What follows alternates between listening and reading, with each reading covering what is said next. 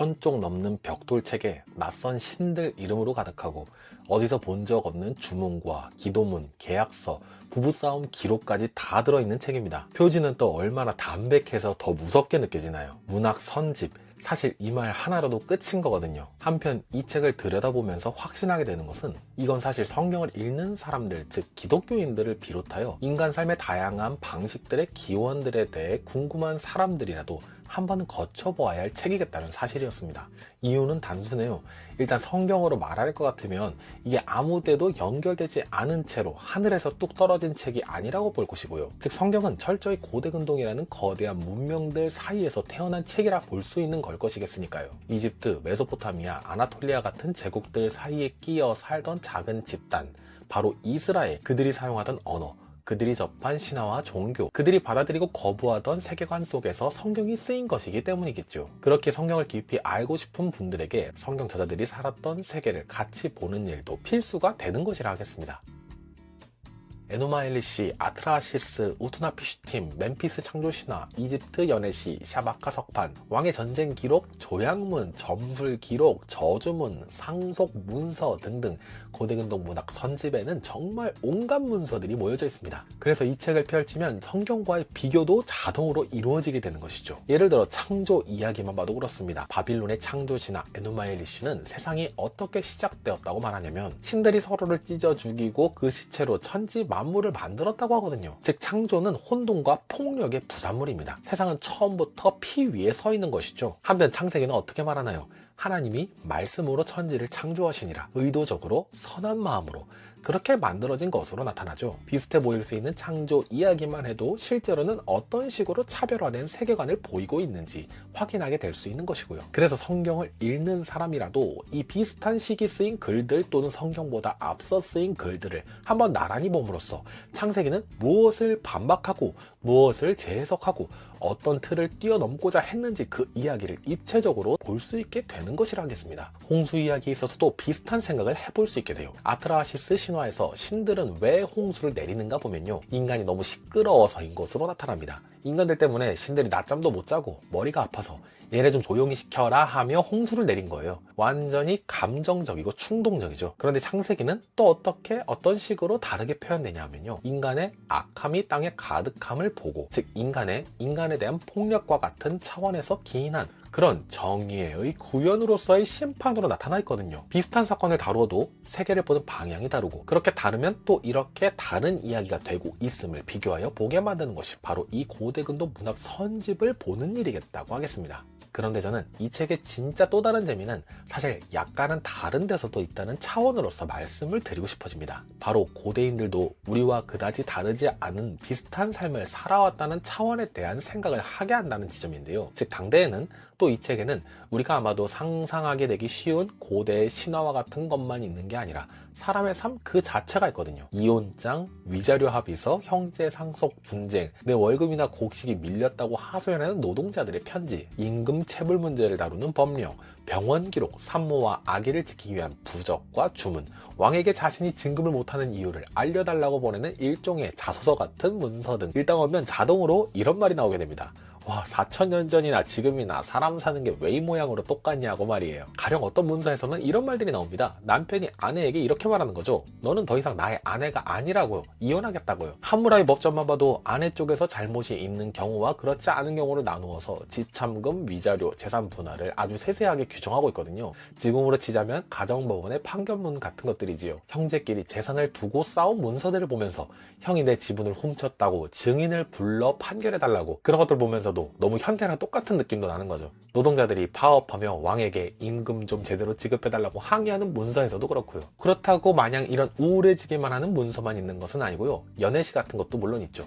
그녀의 목소리가 내 마음을 기쁘게 한다거나, 그런 식으로 고대의 썸도 결국 똑같아 보인달까, 이런 문서들이 쌓여있는 것을 또 보면서 성경에서 말하는 혼인, 언약, 상속, 계약, 재판 같은 단어들이 좀 더 생생해지는 것도 실감하고요. 성경 저자들은 바로 이런 문서들로 이루어진 세계 속에서 글을 썼다는 것이니 이것들을 알아야 성경의 문장들의 의미와 그 깊이를 제대로 볼 수 있게 된다고도 하겠고요. 그런 한편 문제 하나를 지목하자면 이 책이 선집이라는 점에서 조금 말씀을 드릴 부분이 있을 것 같습니다. 선집, 그러니까 작품을 모아놓은 거거든요. 말하자면 해설이 많지는 않은 편이라는 점에서 말씀을 드릴 수 있게 되네요. 원문 번역들 중심으로 이루어진 것이니까요. 그래서 책을 읽다 보면 몇 페이지 읽어가면서 무슨 말을 하는 건지 모르겠는 지점들도 많고 친절한 설명의 필요성을 실감하게 되기도 하고 왜 이런 말이 나왔는지 누가 누구에게 쓴 걸지 그 시대는 어떤 상황이었을지 왜 이 문장이 의미 있게 봐야 할 대목일지 이런 것에 있어서 도움을 필요로 하게 되는 면이 있다고 볼 수 있겠어서요. 그런 차원에서라면 저는 이 책을 두 가지 방식으로 접근해서 보면 좋겠다 말씀을 드리고 싶어지는데요. 일단 하나는 그냥 편안하게 즐기며 읽는다는 접근입니다. 연애시, 자기 PR 편지, 노동자 파업 기록 같은 데를 골라 읽으면서 그냥 편안하게 고대가 지금과 조금씩 가까워지는 것을 경험해가는 겁니다. 이 책이 읽기 어렵다는 선입견이 그러다 보면 조금은 깨질 수도 있지 않을까 싶어져서요. 그런 반면에 또 하나는 공부 모드, 또 다른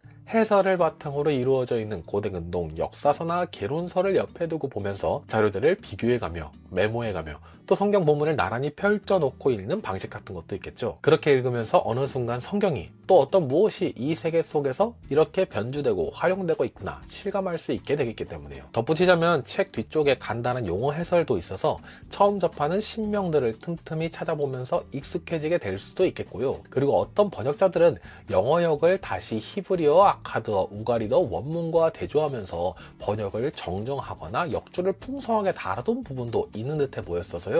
가령 특히 우가리 문헌 부분을 중심으로 해서는 아마 원문을 다시 보면서 옮기고 역주를 풍성히 달아놓은 터인 듯하여서 그 문헌 자체를 연구용 텍스트로서도 활용할 수 있을 듯해 보이기도 했습니다. 그 밖에도 이 책에 나온 여러 문집들과 여러 다른 문헌, 대표적으로 히브리 성서와의 비교라는 관련 속에서 좀 더 상술해 보자면요.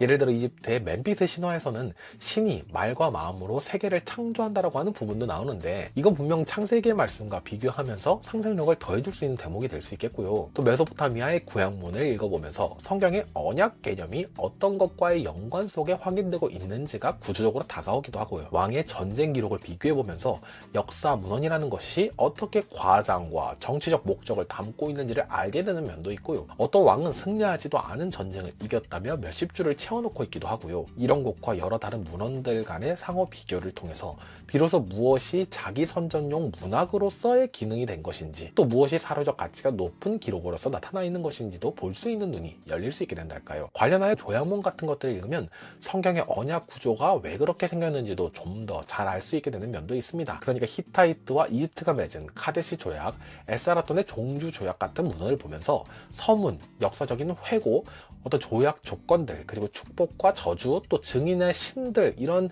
구성들을 확인하게 되니까요. 신명기가 너무나 흡사하게 보여지는 구조도 발견하고 다만 신명기는 신과 백성이 맺은 절대적 언약이라는 점에서 조건의 미이행 시에 대한 저주 부분이 어떤 면에서 조금 다르게 다가오는 면도 있는지 비교 확장도 가능해지는 것이겠고요. 즉 성경이 이 세계의 문학 양식을 받아들인 면에 있으면서도 독창적으로 재구성하고 있는 지점도 있는 걸 것이겠으니까요. 이런 내용들은 고대근동 문헌들을 실제로 펼쳐 읽어보기 전에는 절대 체감할 수 없는 영역들이라 할 수 있는 걸 것이겠죠.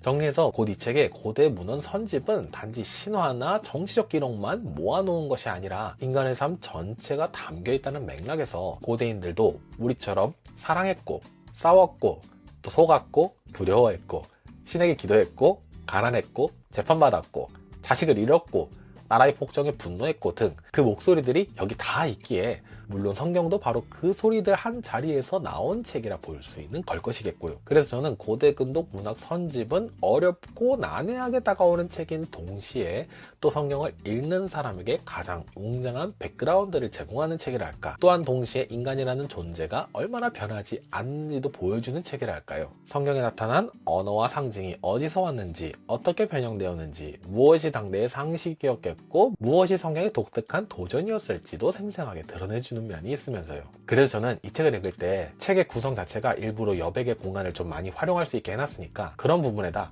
이 문서의 목적은 무엇일지, 이 사람은 왜 이런 표현을 썼을지, 이건 누가 누구에게 한 말일지, 성경의 이 장면은 여기서 어떤 식으로 영향을 주고받은 면이 있을지, 이런 질문들을 계속 만들어갈 수 있게 된다는 것. 그리고 결론은 고대 문헌을 읽는다는 게 그냥 마냥 옛날 이야기를 읽는 것에만 그치는 것이 아닌 그 시대 사람의 마음과 상상력을 복원하는 일로 볼 수 있는 것이겠다고, 그들의 세계를 이해할 때 비로소 성경이 말하고자 한 세계 또한 좀 더 입체적이고 선명해지는 것이 분명한 일이기도 하겠다고 그렇게 생각할 수 있는 면도 있겠다 싶은 것이지요. 그러니까 이 책의 독자는 기독교인들은 당연히 포함되면서 동시에 거기에만 그치지는 않는 걸 것이겠다고 말씀드릴 수 있겠다는 거고요. 오늘 저는 이 영상의 마무리를 향해 가며 전해드리고 싶은 말씀, 이렇게 다시 한번 다듬어 말씀드려봅니다. 첫 번째로는 성경의 배경 세계를 가장 생생하고 입체적으로 보여주는 지도와도 같은 책으로서 대할 수 있겠다는 것이고요. 또 두 번째로는 이 책을 봄으로써 인간의 삶이 더 선명히 보이기도 하면서 신화와 역사와 문학이 서로 뒤엉켜 만들어낸 그러한 거대한 세계가 눈앞에 목도되는 것을 볼 수 있기도 하겠다고요. 그리고 그 세계 속에서의 작은 집단, 작은 민족, 이스라엘이 말하고자 했던 그 목소리도 어떤 형태로든 오늘에 이르기까지 나타나고 있는지 드러나기도 할 것이겠다고요. 그런 차원 안에서 이 리뷰가 여러분에게 이 벽돌책을 직접 열어볼 용기를 내게 만드는 시간이었으면 좋겠다 싶어지기도 합니다.